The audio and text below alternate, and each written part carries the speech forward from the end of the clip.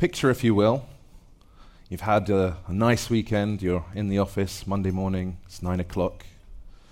Perhaps you've been out over the weekend for a little walk, a little run, or maybe just chilled out in your underpants, whatever. But anyway, you're at work, hopefully dressed, and basically it's 9:30, you've checked your emails. Suddenly you find yourself encircled by your peers and a member of the management team standing firm, perhaps with a metaphorical clipboard in hand, saying, "Justify your presence, cretin." The stand-up, not me, the meeting. So stand-ups are basically those meetings we have in the morning, often in the morning, where we typically stand in a circle. We stand in order to not spend too long talking. And we go around one after the other saying what we did, what we are going to do, why we're blocked, and all the rest of it. But they typically have bad connotations. Often, you can feel quite nervous. You stood there, you're in front of your peers, people you work with, whose opinion matters. Often you have a member of management or a project manager, or maybe it's a scrum master or something like that, but it feels like you're being evaluated. You're there saying, "Oh, this is what I did, this is what I did, and this is what I'm going to do, and I'm going to do amazing, and please don't fire me, please don't fire me." And it's like, it's easy to feel that you're being judged. And if you're not in that category, maybe you just think they're quite boring. You stood there waiting for this guy to say, "Right, yeah, okay, yesterday I did that, and today I'm going to do this," and then the next guy to say, "Yesterday I did that, and today I'm going to do this," and they have these connotations. People often can't admit that they're stuck. You're in front of people whose opinions matter. You're in front of your manager potentially. You can feel like these things are just dragging on and on and on and on, and often you get the quiet guy who sort of saying, and you're thinking, "I can't hear him. Can you hear him? I can't hear him.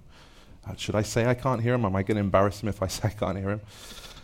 Obviously, the feeling is these things are for the manager. They're a waste of time for you, and you'd rather be getting on with something important. So what's the point? So what's the point of these stand-ups? What's the point of everything we do? Well, fundamentally as developers, we are here to build software. We're here to build good software. And for people that pay us ordinarily quite well to build that software. We're trying to solve real people's problems for real people, and we're being paid to do that. That's our responsibility. That's why we get what we get. And success is that person accepting our solution. So when we bring back sort of scrums and retrospectives and all these other kinds of ceremonies we can have, we have to remember that they have to facilitate this, the primary goal of what we do, which is to build good software.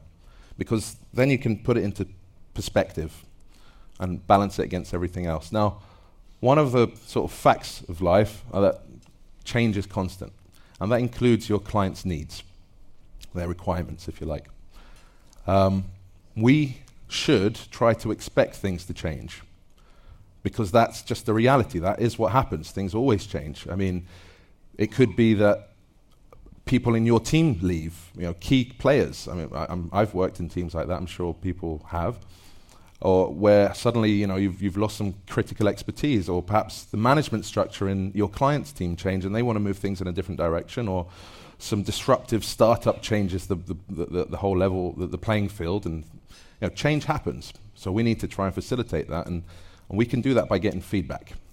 And these stand-ups, we have to try to remember and try to, I think, move into more of a direction as using them as mechanisms for feedback within the team, albeit.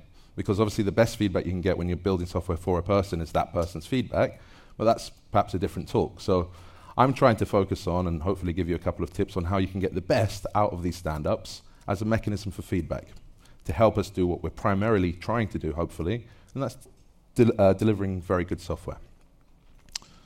So we're trying to enable agility. We're trying to be able to react to change. We're trying to be able to welcome change as a first-class citizen and say, okay, yeah, things can change, things are likely to change. How can we react to that quickly? We want to be adaptable. So I mean agile in the literal sense of, being agile, being nimble.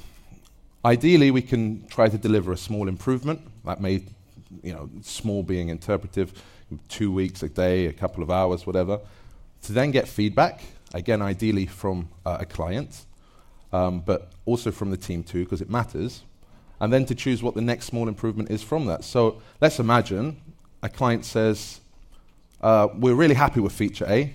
Yeah, we only spent a week on it, but it's good enough actually, and we'd like you to move on to feature B now. Well, you could speak to your team and say, okay, they don't want feature A, let's do feature B. Or the team might say something like, well, actually, if we finished off feature A, it's only going to take a couple of hours, they'll get feature B for free. So that feedback is useful. That is valuable feedback, and those stand-ups might be the kind of conversation, if we steer it in the right direction, where things like that can come out, if we facilitate an environment where it can be collaborative. So what is a stand-up then, ideally? Ideally, a stand-up is for getting feedback. And I'm saying this because I think so many of us just see it as this sort of justify your existence to the company cretin sort of moment, and actually they're for us as developers, and they should be for us as developers to help us do what we're doing, which is developing good software, hopefully, that clients really value and appreciate. Justify our payroll in that sense rather than to some member of management. It's a conversation for us. It's a conversation for us with each other as a team. It's for us as a team. We want to move in that direction, and I'll show you a couple of ideas on how we can do that in a minute. So what it's not, and this is very easily forgotten, is it's not for management. We're not trying to stand there, and we shouldn't sort of almost encourage this idea of standing there saying, yes sir, no sir, 3 bags full sir, and next, and you're just sort of nervously waiting for your turn and not really paying attention to anyone else, and when it is your turn and you've had it, you're just sort of going, thank God, my turn is over, and not really paying attention to the next guy. We should try to make it conversational, and that can be from us, or that can be from sitting down and saying, let's try this on the next retrospective. It's not supposed to be a status update. If that's needed for some reason, if communication is in a position where management needs status updates, then perhaps facilitate something else for that. Maybe, ideally you're talking to each other well enough that that's not needed, but for example, delegate someone at the end of your conversation, your team's sort of stand up, to go and tell that member of management or whoever it is that needs it, okay, this is where we stand and this is what's going on, this is what's not happening, that sort of thing. Meta, you could even say it's not even a stand-up. What? It's the only picture in the slide, by the way. So, not a stand-up. Well, yeah. When we say stand-up, we're focusing on the worst aspect of the stand-up, that we stand up in order to not spend too long talking. You could just think of it as a face-to-face conversation with your peers. And that's what it is. Remember, this is for feedback for you, from your team. It's to help you, not for management. And we need to sort of take that back. Stop letting them allow it to be used like that, and make it for us. And again, I'll show you some ways. It's an opportunity to get instant clarification, because things can get very easily ambiguous when they're written. You write a message on Slack or something, and you wait for an hour because the guy's in a meeting, and then he replies, and then you've lost context, and you have to try and stop what you're doing and jump back in. And that's a chance in the morning where the whole team's there and you can say, sorry, what did you mean by this? And can we do this? And that type of thing. Ideally, they ought to be work-centric. So they ought to be talking about, as one team working on this common goal, where are we with that goal? How well are we doing? What direction should we be moving in, that sort of thing, collaboratively. And, albeit with follow-on conversations if it doesn't apply to everyone. But at least an opportunity to prompt discussion. So, talking about a couple of ways to hack your stand-ups. Well, as I said, at a bare minimum, consider calling them something else. A couple of ideas, team catch-ups, face-to-face meetings, the daily get-together, something like that. Something to draw the focus off the fact that we're standing up in order to not talk too long, and to focus on the fact that we're here to talk. We're here to get an idea of what everyone's up to. Because, during the day we do get into the thick of things, and, ideally we should be talking. Sure, we should be getting up out of our seats and saying, okay, could you help me with this? Or can I help you with that? Or do we need to speak to someone about this or whatever? But that conversation in the morning, you're fresh, you've maybe had a coffee, it's normally the first sort of bit of work you're doing in the day after catching up on emails and all the stuff you just have to deal with.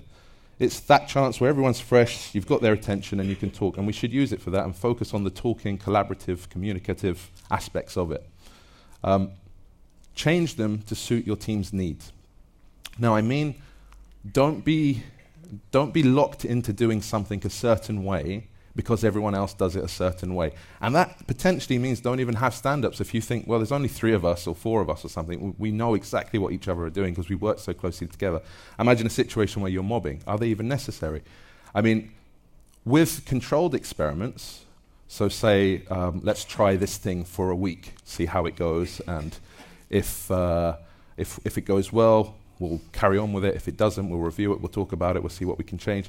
Be prepared to change all of the processes, including stand-ups, Stand-ups, retrospectives, the way you work, whatever. Always be willing to change to remember what we're fundamentally doing, which is developing good software for clients that basically pay us to do that. Tweak things if you need to. Some more practical advice or suggestions for the individualistic kind of stand-ups where people are saying, what I did today, what I'm going to do, what I did yesterday, what I'm going to do today, and any blockers. Try swapping the order. If people are spending a while talking about what they did yesterday, again, perhaps, especially if they're newer to the company, sort of trying to justify their existence, consider starting with the most important aspect first. Are you blocked? If you're blocked, we kind of want to know about that now. That's critical. We're all on this one thing, and if you're unable to work, that's inefficient, right? We want to help. Then talk about what you're planning to do, and then finish off with what you did yesterday. Chances are you're going to cover most of what you did yesterday in what you're planning to do, because it's a natural progression. So you move away from kind of, well, I don't really care what you did yesterday. I know the guy with the clipboard does, but I don't. To, okay, that's useful because I was going to work in that area, so I'm going to have a catch-up with you afterwards, and we'll talk about that. If you feel pressurized, or if you suspect some of your peers are feeling pressurized, try to look into why that pressure is there. Why is progress slow? Are your estimation techniques working for you? Are there other ways you could try to get estimates so that people don't feel like a noose around their neck tightening every stand-up, every 9:30 in the morning, or whenever it is you have them? Are there different things you could try? Don't just keep that to yourself or say, oh no, it must just be me. I guess everyone else is fine. Actually bring that to the table and go, you know what, I feel pressurized every morning. Are there things we could do to improve this? And sit down maybe in a retrospective or just, socially, informally with, some of the guys and say, what could we do to, change this? Are there different approaches that you know of? Be prepared fundamentally to change things. If updates feel pointless, if you've ever been in a meeting where you feel like there's just so many people talking about so many things that you don't really care about, it's like, well, that guy's saying what he did yesterday, and then that guy, and it's like, when will it be my turn? Geez, I care about him, but it's 4 people until it gets to him, and I care about what she's saying, but it's going to have to go for all these people. Like, maybe there should be sub-teams. Maybe consider splitting up the group and having them have a stand-up, and maybe sending a delegate over to say, okay, this is basically the summary, and doing the same the other way around, so that you're not wasting each other's time. It's nice and quick. You're getting to the nuts and bolts of the problems that need to be addressed, and back into work and doing the things that we probably all enjoy doing a lot more. If everyone is stood there addressing the project manager or the scrum master, a friend of mine actually got a scrum master to wear a blindfold, believe it or not. Now, I don't expect that we're all going to have the kind of right scenario for that to work, but you could try suggesting that you rotate who the scrum master is or who sort of runs that stand-up. You could, for example, just get if he's or he or she's open to it, the project manager or the scrum master just look at a certain point on the floor and just stay focused and avoid giving eye contact opportunities to people so that it's more of a team conversational event. If you find people are being caught cold by their turn, perhaps agree an experiment where you write notes in advance and everyone comes there with their notes pre-prepared, and you're not sort of going, oh, my turn. Yeah, okay, so what the hell did I do? I can't remember what I did. And try these different techniques if they will help you. If things are taking too long, maybe you've got too much work in progress. Maybe you need to look at how many things you're undertaking as a team and figure out ways that you can reduce that load a bit, because if it's taken too long, that is actually a red flag. Too much is going on, and you should use that to notify yourselves about that as a team. So, sort of, if you can move past the individualistic, what I did, what I'm going to do, any blockers, the next sort of evolution of stand-ups, and the final one is actually no stand-ups, but different talk, look up walking the board. You might find it very useful. This is a lot more to do with work-centric tickets and what people can do for the project, rather than what they themselves are doing. Review your stand-ups, they should be helping you. And remember that fundamentally having working software is the ultimate goal. Change is okay, we should be okay to change. Thank you for your time, I'm Nathan.